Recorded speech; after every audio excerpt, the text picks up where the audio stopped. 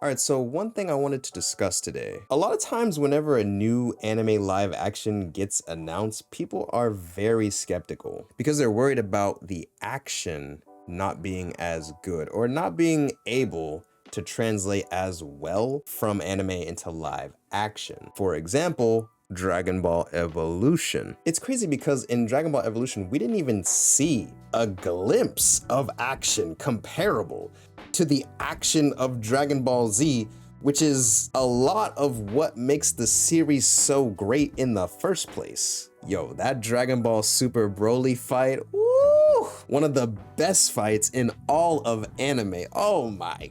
But to not even see them try to replicate some of the high octane action that's in Dragon Ball Z, or at least if they did try, you can tell they just didn't care. Hell, there's even fan-made live action projects of Dragon Ball where they put more effort into the action and choreography than they did in Dragon Ball Evolution. So with this in mind, it makes sense why people would be concerned or why they would be afraid when more anime get announced to have live action adaptations in the works. But here's my thing. Is it really worth having all this concern about how the action will be translated when that's not even the real reason why we're going to be watching? Now, hold on. Before you say I'm crazy for making that statement, let me explain myself first. Let's talk about it. Obviously, I'm not saying action in anime isn't worth watching. Anime has some of the best action I've ever seen in any media, period. In fact, I'd say that's one of the reasons why it's my favorite form of media or art, because of the action. Me being a huge fighting game fan and just an overall admirer of good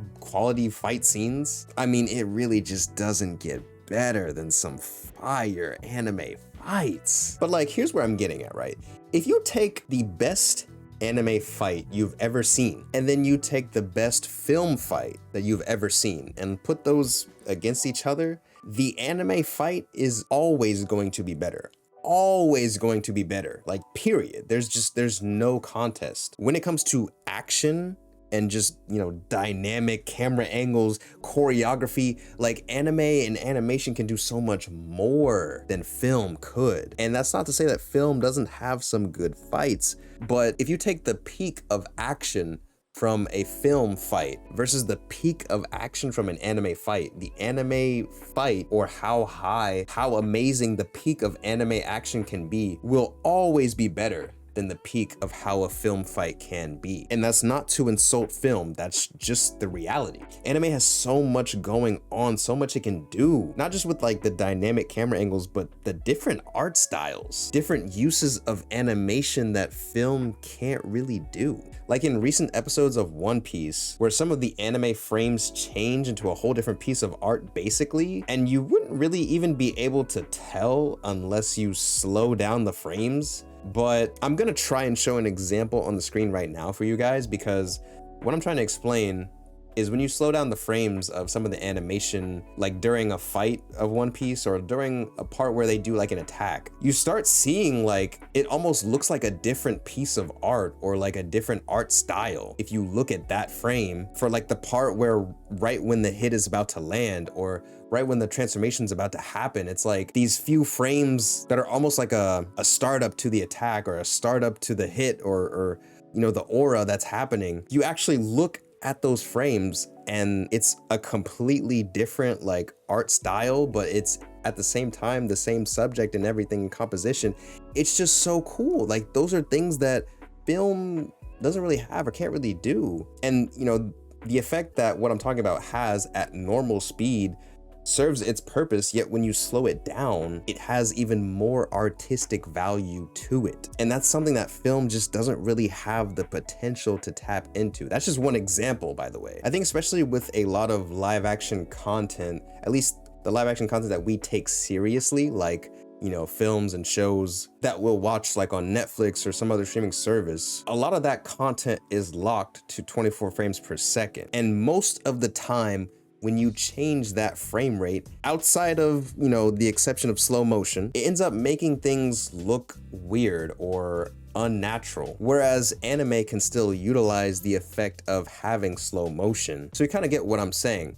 Anime can do things that film can also do, but film can't do certain things that anime can do. And I think that's a big part as to why the peak of film action will never touch the peak of anime action. But it's not to say that you can't enjoy a film action sequence more than an anime one. I'm just simply saying if you take the peak of anime and the peak of film when it comes to action by itself, the anime action will always be better than the film. But I think the reason you could say you might enjoy a film action sequence more than an anime action sequence, or a film fight more than an anime fight, is on the occasion that there is more emotion packed behind the film fight, which more often than not, I would argue that the anime fight has more emotion behind it than the film fight, but that's just me, I guess. Either way, that brings me to the point I'm trying to make here. We don't really go to the movies to see the action. We go for the emotion and the characters that the film makes us so invested in. Now, for most people that say anime live action can't be done right, y'all haven't seen more than 2 movies in your life, so first off, shut the fuck up and stop talking. But for the ones that actually have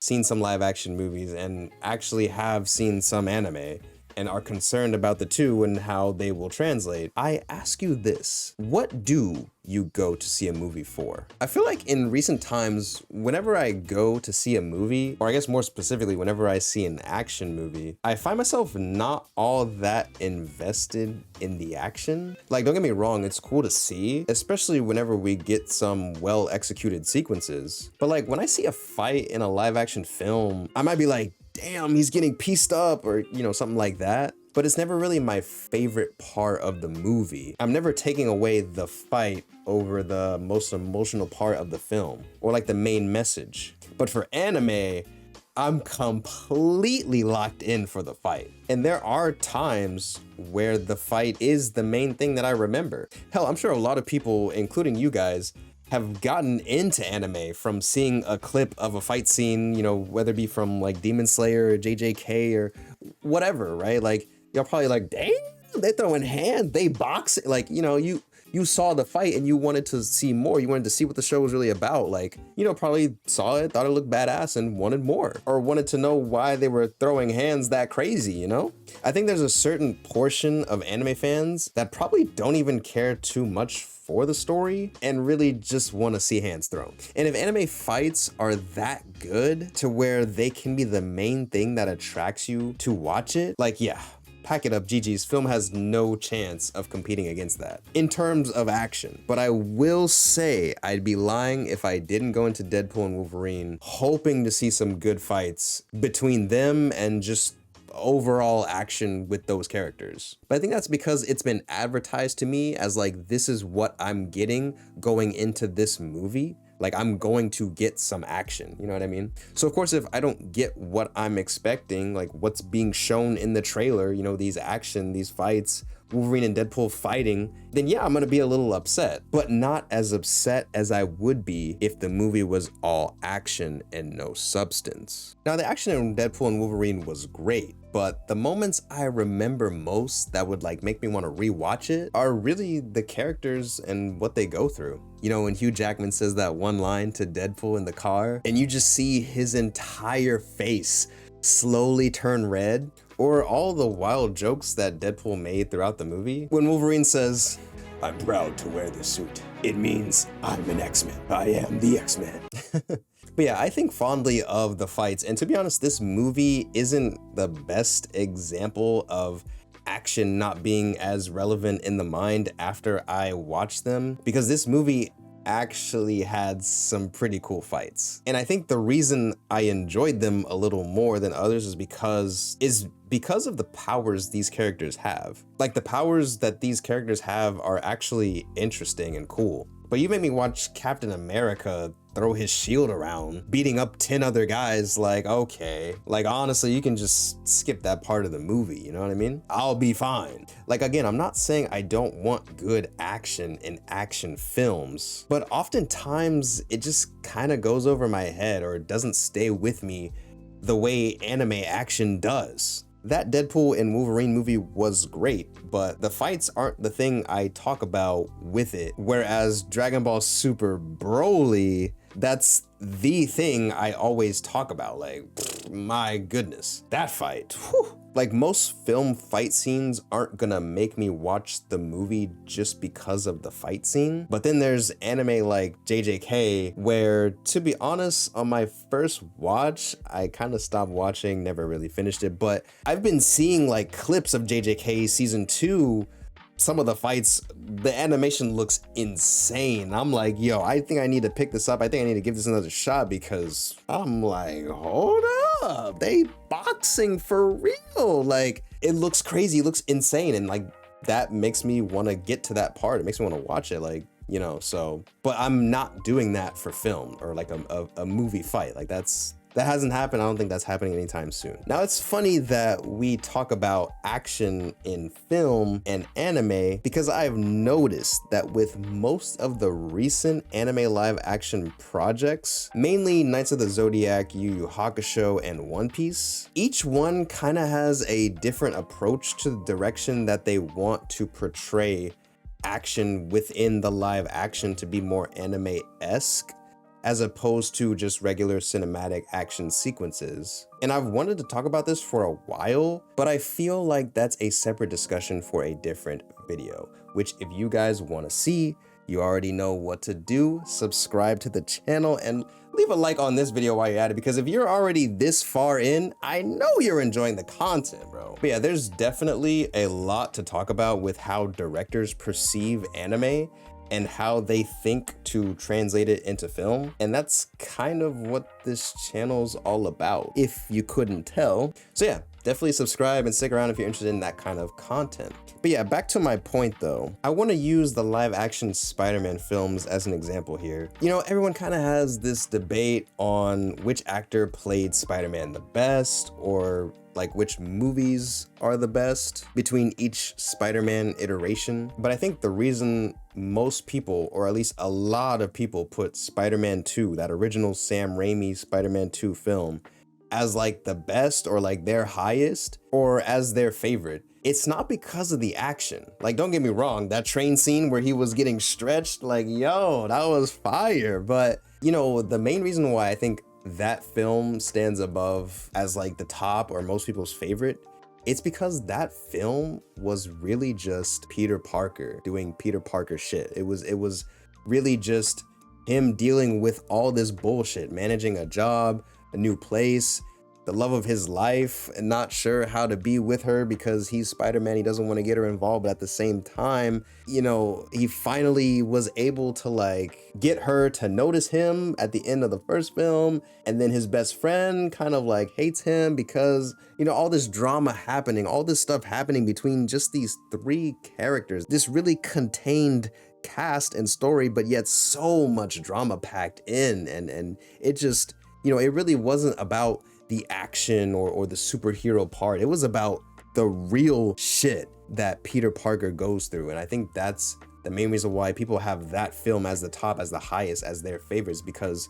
it was real problems that Peter Parker had. It wasn't about the action or the powers or the things that he could do. I mean, again, that was great that it was there. It was great. You know, again, that train scene, the Doc Ock fights, it was all great. But if it didn't have that substance, that emotion that the rest of the film had, that all of us could relate to in some kind of way, that struggle that Peter Parker had to go through, I don't think people would put that film as their favorite, as, you know, at the top, because, you know, you could argue the action in other Spider-Man movies were better, but my point is that we're not taking away the action from those movies. The action isn't what's making us go, yes, this is my top one Spider-Man movie of all time. It's the story, it's the characters, it's everything they go through. Like, the train scene was goated, but no one's going to the theaters like, oh, I hope there's a train scene with Spider-Man. Even if they're thinking like, oh, I hope we get some good fights in the Spider-Man movie, which is something to be expected going into a superhero movie or an action film, or,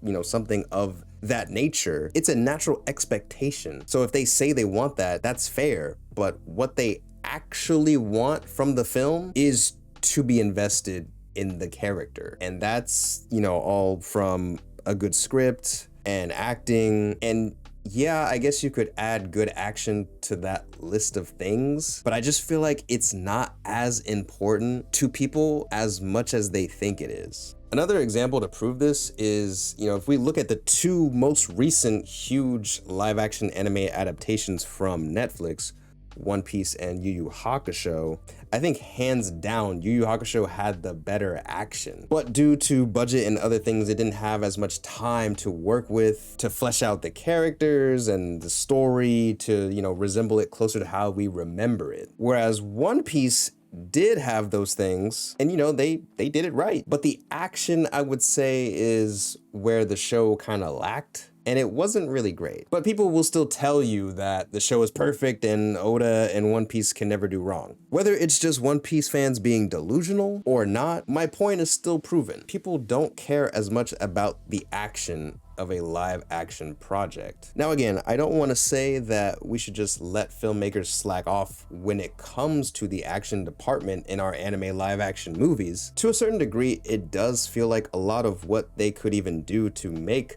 the action closest to anime as possible would really just come down to, VFX or CG body movement and animating the effects. But that begs the question of if it's still live action at that point, or is it now considered animation? That's also another discussion for a different video, but to wrap this one up though, at the end of the day, people think they care about the action in movies way more than they actually do. So next time we get a new announcement of an anime live action adaptation, let's stop crying in light of how the action could be and focus on how amazing some of the acting could be and performances that could come from these actors and actresses playing our favorite anime characters.